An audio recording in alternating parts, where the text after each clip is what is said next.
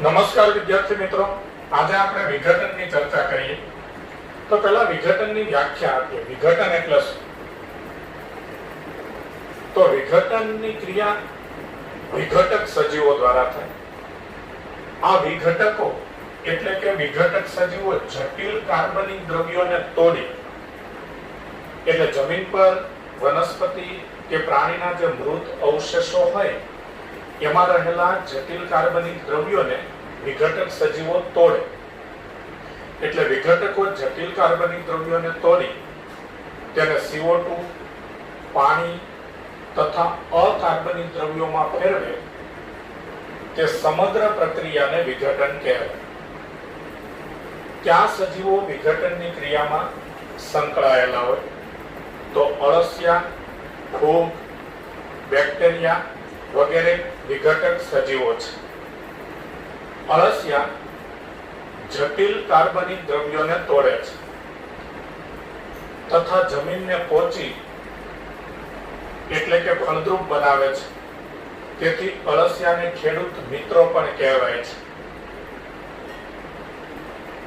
મૃત અવશેષીય ઘટકો જેને ડેટ્રિટસ કહેવાય, વનસ્પતિના મૃત અવશેષ જેવા કે પર્ણો, એટલે કોઈ વનસ્પતિનું વૃક્ષ હોય, છોડ હોય કે ક્ષુપ હોય તો તેમાંથી પર્ણો ખરીને નીચે પડાવો તો આવા વનસ્પતિના મૃત અવશેષ જેવા કે પર્ણો, છાલ, પુષ્પો તથા પ્રાણીઓના મૃતદેહ, પ્રાણીઓના મળમૂત્ર વગેરે દ્રવ્યો મૃત અવશેષીય ઘટકો એટલે કે ડેટ્રિટસ છે.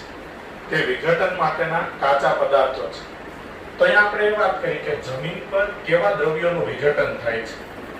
તો જમીન પર વનસ્પતિના મૃત અવશેષ જેવા કે પર્ણો, છાલ, પુષ્પો એટલે કોઈ વૃક્ષ, કોઈ ક્ષુપ કે કોઈ છોડ હોય તેના પર્ણો ખરીને નીચે જમીન પર પડેલા હોય, કોઈ ફળની છાલ,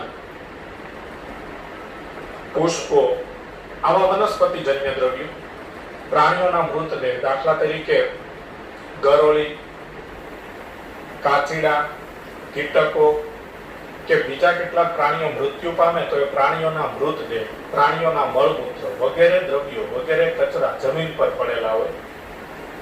આ દ્રવ્યોનું વિઘટક સજીવ અળસિયા, ફૂગ, બેક્ટેરિયા વગેરે વિઘટક સજીવો છે. તેમના દ્વારા વિઘટન થાય છે. એટલે આવા મૃત દ્રવ્યો વિઘટન માટેના કાચા પદાર્થો છે. તેને મૃત અવશેષીય ઘટકો અથવા ડેટ્રિટસ કહેવાય.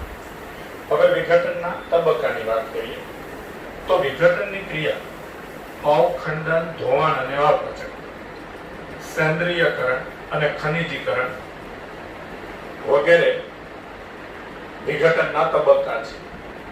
એટલે વિઘટનની ક્રિયામાં અવખંડન, ધોવાણ, અપચય, સેન્દ્રિયકરણ એટલે ખાતર નિર્માણ અને ખનિજીકરણ જેવી ક્રિયાઓ થાય છે. અવખંડનની વાત કરીએ તો તેમાં અળસિયા જેવા મૃતભક્ષી સજીવો ડેટ્રિટસ એટલે કે મૃત અવશેષીય ઘટકો ને તોડી તેનું નાના નાના ટુકડામાં, નાના નાના કણોમાં રૂપાંતર કરે છે. આ ક્રિયાને અવખંડન કહેવાય છે. એટલે બને એવું કે જમીન પર વનસ્પતિ કે પ્રાણીનો કોઈ મૃત કચરો પડેલો હોય, એટલે કે વનસ્પતિ કે પ્રાણીજન્ય મૃત દ્રવ્યો પડેલા હોય તેનો અળસિયા ખોરાક તરીકે ઉપયોગ કરે. અળસિયા, કેટલાક કીટકો વગેરે સજીવો તેનો ખોરાક તરીકે ઉપયોગ કરે. એટલે એ મૃત દ્રવ્યો કે જેનો અળસિયા દ્વારા ખોરાક તરીકે ઉપયોગ થયો છે, અળસિયા આવા મૃત દ્રવ્યો ખોરાક તરીકે ઉપયોગમાં લે એટલે અળસિયાને મૃતભક્ષી સજીવ કહેવાય. આવા મૃત દ્રવ્યો અળસિયાના અન્નમાર્ગમાંથી પસાર થાય. તે દરમિયાન એ મૃત દ્રવ્યોનું પાચન થાય અને છેવટે અપાચિત દ્રવ્યો અળસિયાના અન્નમાર્ગમાંથી મળ સ્વરૂપે જમીન પર શરીરની બહાર નિકાલ પામે. આ સમગ્ર ક્રિયા અવખંડન કહેવાય. એટલે અવખંડનની ક્રિયામાં અળસિયા જેવા મૃતભક્ષી સજીવો ડેટ્રિટસને તોડી એટલે કે ડેટ્રિટસ મૃત દ્રવ્યો અળસિયા ખોરાક તરીકે ઉપયોગમાં લે અને એ ખોરાક તેના અનુમાર્ગમાંથી પસાર થાય એ દરમિયાન અળસિયાના અનુમાર્ગમાં એ મૃત કચરાનું પાચન થાય, બરોબર, અને પછી અપાચિત દ્રવ્યો નાના નાના કણોમાં ફેરવે. તો અવખંડનની ક્રિયામાં અળસિયા જેવા મૃતભક્ષી સજીવો ડેટ્રિટસને તોડી તેનું નાના કણોમાં રૂપાંતર કરે છે. ધોવાણની ક્રિયામાં શું થાય? તો કે જમીન પર જે દ્રવ્યો પડેલા છે, જે કચરો પડેલો છે, એમાં જે જલ દ્રાવ્ય પદાર્થો હોય, જલ દ્રાવ્ય અકાર્બનિક તત્વો હોય, તે પાણીમાં દ્રાવ્ય થઈ અને ભૂમિના સ્તરોમાં દાખલ થાય. એટલે જમીન પર એ કચરો પડેલો હોય ત્યારે એમાંના જે જલ દ્રાવ્ય પદાર્થો હોય એ પાણીમાં ઓગળી અને ભૂમિના અંદરના સ્તરોમાં દાખલ થાય છે અને અનઉપલબ્ધ ક્ષાર તરીકે તેનું અવક્ષેપણ થઈ જાય છે. આ ક્રિયાને ધોવાણ કહેવાય છે. અપચયની ક્રિયા બેક્ટેરિયા અને ફૂગ જેવા સજીવ દ્વારા થાય છે. તેમાં બેક્ટેરિયા અને ફૂગ જેવા સજીવ કેટલાક ઉત્સેચકોનો સ્ત્રાવ કરે છે. એટલે ફૂગ અને બેક્ટેરિયાના કોષમાંથી કેટલાક ઉત્સેચકો ઉત્પન્ન થાય. તે ડેટ્રિટસ એટલે કે મૃત અવશેષીય ઘટકોને સરળ અકાર્બનિક પદાર્થમાં ફેરવે છે. આ ક્રિયાને અપચય કહેવાય. આ બધા જ તબક્કાઓ ડેટ્રિટસ પર સમાંતરે એક સાથે સતત ચાલ્યા કરે છે. સેન્દ્રીયકરણ અને ખનિજીકરણની પ્રક્રિયાઓ જમીનમાં વિઘટન દરમિયાન થતી હોય છે. એટલે અવખંડન, ધોવાણ અને અપચય જેવી વિઘટનની ક્રિયાઓ થતી હોય એ દરમિયાન સેન્દ્રીયકરણ અને ખનિજીકરણની પ્રક્રિયાઓ થાય છે. સેન્દ્રીયકરણમાં શું થાય? તો તેમાં ગાઢ રંગના એટલે કે ઘેરા રંગના અસ્ફટિકમય પદાર્થનું નિર્માણ થાય છે. આ ગાઢ રંગના અસ્ફટિકમય પદાર્થનું નિર્માણ થાય તેને સેન્દ્ર કે ખાતર કહેવાય છે. આ સેન્દ્ર કે ખાતર કે જેમાં લિગ્નિન અને સેલ્યુલોઝ જેવા દ્રવ્યો હોય છે તે સૂક્ષ્મ જીવાણુકીય એટલે કે માઇક્રોબિયલ પ્રક્રિયા માટે ખૂબ જ પ્રતિરોધક છે તથા તેનું વિઘટન ધીમા દરે થાય છે. આ દ્રવ્યો જમીનને ભેજવાળી અને હવાયુક્ત રાખવામાં મદદ કરે છે. આ સેન્દ્ર એટલે કે ખાતરના દ્રવ્યો કલીલ પ્રકૃતિ ધરાવે છે. એટલે કલીલ પ્રકૃતિના કારણે તે પોષક ઘટકોના સંચય સ્થાન તરીકે કાર્ય કરે છે. તો સેન્દ્રીયકરણમાં ગાઢ રંગના એટલે કે ઘેરા રંગના અસ્ફટિકમય પદાર્થનું નિર્માણ થાય છે. આ પદાર્થમાં લિગ્નિન અને સેલ્યુલોઝ હોય છે. તેને સેન્દ્ર કે ખાતર કહેવાય છે.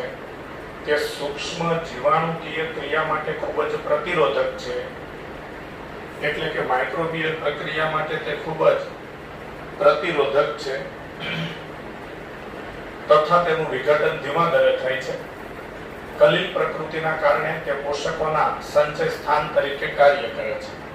આ દ્રવ્યો જમીનને ભેજવાળી રાખે છે તથા જમીનનું એરેશન એટલે કે જમીનને હવાયુક્ત રાખે છે. જમીનમાં હવાનો સંગ્રહ થાય છે. તો આવા દ્રવ્યોને કારણે જમીન ભેજવાળી તથા હવાયુક્ત રહે છે.